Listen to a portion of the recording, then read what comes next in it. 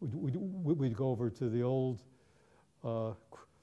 traffic court building at 321 North Clark, and the screening room was on the second or third floor, as I recall. And we'd meet there. And then, of course, if there was any litigation, as with the Columbia Pictures case, I would handle the litigation. So that was my second job for the mayor, outside of my regular assignment. The third thing he put me on was as attorney for the Police Community Relations Committee that he organized. Because there were a lot of complaints against the police department handling a lot of street-type demonstrations, he had a committee study it and make recommendations. It was a pretty good committee. As I recall, the chair of it was a fellow named Tom Mulroy, who was a very good lawyer. I think his brother was a journalist, as you probably know. The vice chair was a young, I think, at that time, assistant state attorney, or he might have been on the state bench, a young, handsome lawyer named Jim Parsons. He was the vice chair. I was the attorney. And again, it was pretty much a blue ribbon committee. And I worked with them and eventually wrote a report that they did. Had occasion to be in Marquette Park observing the police handle a demonstration there on the day when Martin Luther King got hit by a rock or a stone. I wasn't there when the stone actually hit him. I was in another part of the park at the time, but was there at that time. So those are some of the other things that I did. Now, you weren't involved in the convention in '68? The answer is no. Dick Elrod, for the most part, and his people were out in the street. I was handling some legal stuff, and I do recall going to the convention to see the mayor, and it might have been Ray Simon also, and to deliver something that I was working on. And I got in the stadium, and I was there on the floor at the time the mayor told off Ribicoff. You were there? I was there. I was not there. I had my back.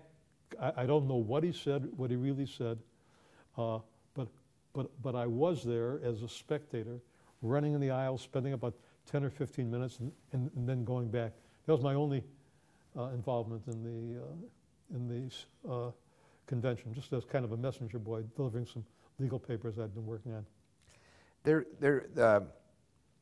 There's been a lot written about Mayor Daley and public housing, and that he did use public housing as a way to segregate, and that his public housing was ill-advised for the height of the buildings. Yeah, well, but you know quite a bit about public housing, and I'd like to hear what you think about that. Well, I think no question, high-rise public housing was ill-advised and was a horrible mistake and was a disaster. But the real question is, at the time high-rise housing was built, was it viewed that way? All the naysayers who are correct about it being a terrible thing, they weren't around saying that at the time those high-rises were built.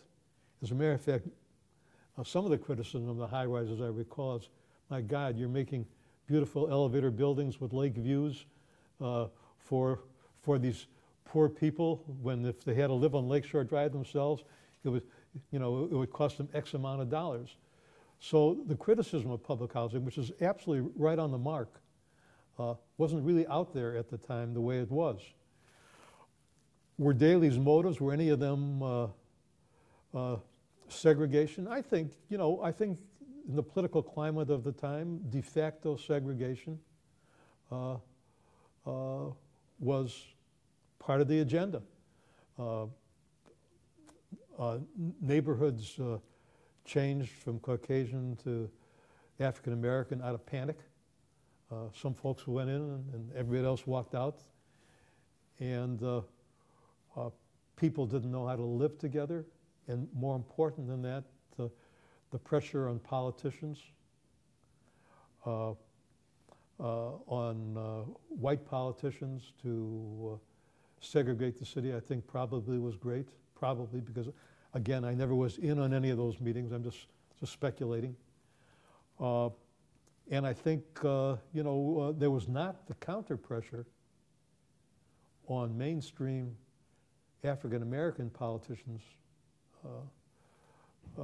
ward committeemen, aldermen, and the like, for integrated housing. So, to answer your question, I think that there was de facto segregation, and I think that the high-rises played a great part of it. But nobody at that time, as I recall, was saying that, gee whiz, high-rises are bad because elevators are going to break down, the gangs aren't going to control it, you're going to have too much congestion. The model for high-rising, those high-rises, were the high-rises on Lakeshore Drive. I see.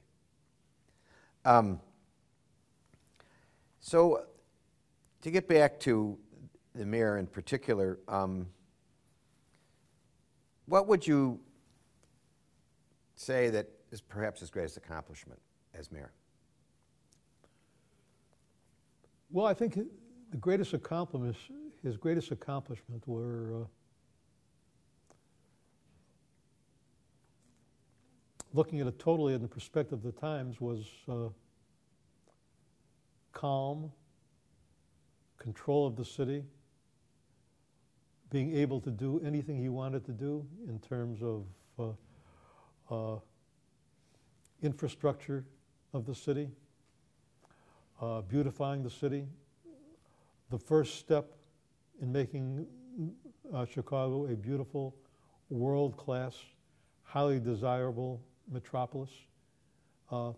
He did it all. Now, sure, there was cost. We've talked about some of the negative things, the corruption in some of the people, and not the mayor's personal corruption, because I'm firmly convinced that he was dollar honest. So I'm not talking about anything, but perhaps the toleration of corruption by others was greater in those days than it is today. You said dollar honest. Yeah. That means that in some other way perhaps not honest. Oh, I didn't mean to imply that at all. To me, like all politicians, are all politicians totally honest in everything they say all the time? The answer is there'd be nobody in politics if they had to adhere to that kind of unrealistic standard. But in turn, did the mayor commit any offenses that would be indictable today? The answer, in my opinion, the little bit that I knew, I never saw any evidence of that. I think he basically was an honest man. Did he turn his eye the other way when other folks did things that they were indicted for and perhaps should have been indicted for? I think a good case can be made that perhaps he wasn't as vigilant about that as he could have been. Then? So his greatest strength was just the quality of life that he brought to the city of Chicago when cities were going rusty. And he got things done. Other cities in the country were very stagnant, if you can remember at that time. There was great divisiveness within city government. Daley ruled the city of Chicago and its environs with an iron hand. Ruled in the sense that he had full cooperation of labor, full cooperation of the business community, control of the Democratic Party, acquiescence to whatever he did in the stooge Republican Party at the time. The media was not on his back. Academia and educators either tolerated him or lauded him. I cannot recall the history of any municipality in any time that I know of where one person really had such great control that that person could do whatever he wanted, good or evil. And I think the mayor did an awful lot of good, perhaps solely because he didn't have to deal with an aggressive media, a political party that was against him, his own split party, an academia that was on his case. It was just a very unique situation that he was in. And as I say, he did a lot of things, and his motivations, I think, his motivation for all the things he did